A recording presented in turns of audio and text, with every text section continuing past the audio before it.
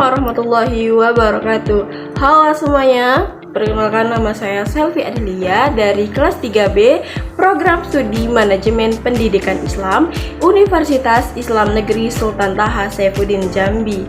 Nah, di sini saya akan membuat satu video interaktif pembelajaran tentang proses penyusunan pengelolaan sarana dan prasarana pendidikan. Stay tune ya guys. Nah, teman-teman, sebelum kita memasuki materi yang pertama, kita harus mengetahui apa sih sarana dan prasarana pendidikan itu. Nah, sarana prasarana pendidikan adalah fondasi krusial yang menopang keberhasilan sistem pendidikan, memastikan lingkungan belajar yang kondusif, dan mendukung pencapaian tujuan pembelajaran nasional. Nah, di sini yang pertama ada definisi sarana dan prasarana. Itu adalah alat dan fasilitas penunjang langsung atau sarana, serta tidak langsung atau prasarana yang krusial untuk kelancaran proses pendidikan.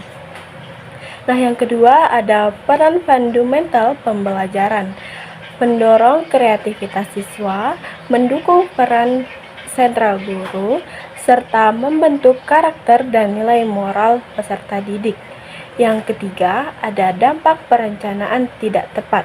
Nah, itu adalah menghambat pencapaian tujuan, menurunkan kualitas belajar, dan menciptakan lingkungan pendidikan yang kurang optimal. Nah, yang keempat ada relevansi tujuan nasional. Nah, itu adalah mendukung visi pendidikan nasional dan mencerdaskan bangsa dan mengembangkan potensi peserta didik seutuhnya. Nah, materi yang pertama adalah proses perencanaan sarana dan prasarana pendidikan. Nah, yang pertama ada perencanaan sistematis. Nah, itu adalah proses terstruktur untuk menentukan kebutuhan, menyusun rencana, dan menyiapkan sumber daya proaktif demi tujuan pendidikan optimal. Nah, yang kedua ada pilar mutu pembelajaran. Nah, sarana dan prasarana adalah pilar utama. Tanpa fasilitas memadai, institusi pendidikan sulit tercapai tujuan dan meningkatkan kualitas pembelajaran. Nah, yang ketiga ada berbasis kebutuhan nyata. Melibatkan identifikasi dan analisis kebutuhan real sekolah, memastikan setiap pencapaian sesuai dengan kondisi dan tujuan spesifik lembaga. Nah, yang keempat ada efektivitas berkelanjutan. Memastikan penggunaan sumber daya optimal, pencapaian tujuan maksimal, serta perencanaan yang mempertimbangkan dampak jangka panjang dan berkelanjutan fasilitas. Nah, yang terakhir ada lingkungan dan green education. Mempertimbangkan aspek lingkungan dalam pengadaan dan pengelolaan sarana, mendukung praktik pendidikan hijau untuk menciptakan lingkungan pembelajaran berkelanjutan. Nah, di sini ada aspek kunci dalam perencanaan. Nah, yang pertama ada standar nasional pendidikan dan akreditasi. Kriteria minimal sistem pendidikan adalah 8 standar utama dan proses evaluasi komprehensif untuk menentukan kelayakan satuan pendidikan diatur oleh PP nomor 57 tahun 2021. Nah, yang kedua ada keterkaitan dengan manajemen mutu atau bisa disebut TQM. Nah, perencanaan sistematis, proaktif, dan berorientasi tujuan pendidikan optimal selaras dengan prinsip TQM untuk meningkatkan efisien dan kualitas berkelanjutan. Nah, di sini ada tentang strategis pengadaan dan pemeliharaan, mencakup analisis, identifikasi kebutuhan, penilaian kelayakan, perencanaan, implementasi, dan evaluasi untuk pengelolaan efisien. Dan ada tentang pelibatan pemangku kepentingan. Nah, itu adalah memerlukan diskusi dan koordinasi aktif dengan berbagai pihak untuk memastikan fasilitas mendukung tujuan pendidikan secara komprehensif. Nah, yang terakhir ada evaluasi dan siklus berkelanjutan. Nah, implementasi dan evaluasi periodik untuk mengukur efektivitas, membentuk siklus perbaikan berkelanjutan, dan penyesuaian kebutuhan. Nah, materi yang selanjutnya adalah analisis kebutuhan sarana dan prasarana pendidikan. Nah, sebelum memasuki materinya, kita harus tahu apa sih definisi dan tujuannya. Nah, definisinya adalah kegiatan mengidentifikasi jenis, jumlah, dan kualitas sarana dan prasarana yang diperlukan untuk mendukung proses pendidikan. Nah, tujuannya adalah menyusun rencana program sarana dan prasarana yang matang dan sesuai kebutuhan real.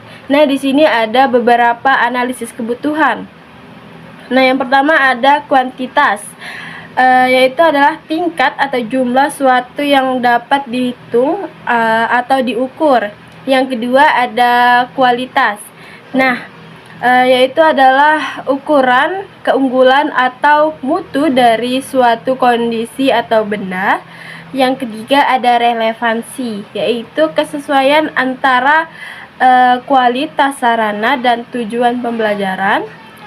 Nah, yang keempat ada berbasis data, evaluasi kebutuhan berdasarkan data dan perhitungan akurat. Yang selanjutnya ada jumlah siswa. Nah, sebagai dasar estimasi kebutuhan fasilitas pendidikan. Nah, yang terakhir ada perkembangan TIK. Nah, itu mempengaruhi jenis dan spesifikasi sarana dan prasarana yang dibutuhkan. Nah, materi selanjutnya adalah metode dan peran analisis kebutuhan, mengidentifikasi dan mengoptimalkan pengelolaan sumber daya. Nah, analisis kebutuhan sebagai tahap awal untuk mengidentifikasi kesenjangan, menemukan akar masalah, serta mengumpulkan data dan informasi relevan sekalipun melalui pemetaan kebutuhan melalui sistem informasi. Nah, ada beberapa pendekatan kunci dalam melakukan analisis kebutuhan. Yang pertama adalah normatif. Nah, itu berdasarkan standar dan norma yang berlaku. Dan ada empiris, yaitu melalui observasi, wawancara, dan kuesioner. Nah, yang terakhir ada partisipatif, yaitu melibatkan aktif pemangku kepentingan. Nah, di sini ada analisis kebutuhan krusial untuk manajemen yang efektif dan efisien dengan manfaat utama. Yang pertama ada hindari pemborosan anggaran. Nah, dan penyusunan skala prioritas. Integrasi dalam siklus manajemen sarana dan prasarana. Untuk yang pertama ada perencanaan yang akurat dan pengelolaan sumber daya optimal dan peningkatan mutu berkelanjutan. Nah, materi selanjutnya ada standar sarana dan prasarana pendidikan. Yang pertama ada SNP sebagai landasan. Nah, itu ada kriteria minimal sistem pendidikan nasional mencakup berbagai aspek dari PAUD hingga pendidikan menengah. Nah, ada peran dalam iklim akademik. Nah, itu memastikan konsistensi dan kualitas pendidikan, membentuk lingkungan belajar yang efektif dan merata. Yang ketiga ada ketentuan minimal fasilitas. Nah, itu diatur oleh Permendikbudristek nomor 22 tahun 2023 untuk jenjang PAUD dasar dan menengah. Yang keempat ada dampak keterbatasan infrastruktur. Nah, itu menghambat proses belajar mengajar, mengatasi potensi siswa, dan menurunkan mutu pendidikan. Nah, materi yang terakhir ada regulasi dan implikasi kebijakan. Nah, yang pertama ada dasar hukum, undang-undang, PP, dan Permendiknas. Nah, Undang-Undang Nomor 22 Tahun 2023 tentang Sistem Pendidikan Nasional, dan ada pasal 35 Undang-Undang Nomor 20 Tahun 2003 yaitu standar sarana dan prasarana. Yang ketiga ada Permendiknas atau regulasi yaitu standar sarana SD atau MI tahun 2007. Yang kedua ada pemerataan akses dan kualitas pendidikan. Nah, pendidikan adalah hak dasar setiap warga negara. Sarana dan prasarana vital untuk kualitas pendidikan. Kesesuaian regulasi penting bagi implementasi. Nah, yang ketiga ada tentang implementasi standar. Memastikan pemenuhan standar sarana prasarana, menjamin keberlangsungan implementasi regulasi. Yang keempat ada peran kepentingan kepala sekolah. Nah, kepemimpinan pengelolaan sarana dan prasarana, memastikan kebijakan diterapkan secara efektif. Nah, yang kelima ada transformasi pendidikan via sarana modern. Nah, integrasi sarana modern mendukung inovasi, meningkatkan pengalaman belajar siswa. Nah, adapun kesimpulan dari materi yang telah saya sebutkan tadi, yaitu yang pertama ada sinergi perencanaan, analisis, dan standar. Integrasi perencanaan strategis, analisis data, dan standar mutu menciptakan ekosistem pendidikan yang adaptif dan berkualitas. Manajemen sarana sebagai instrumen transformasi.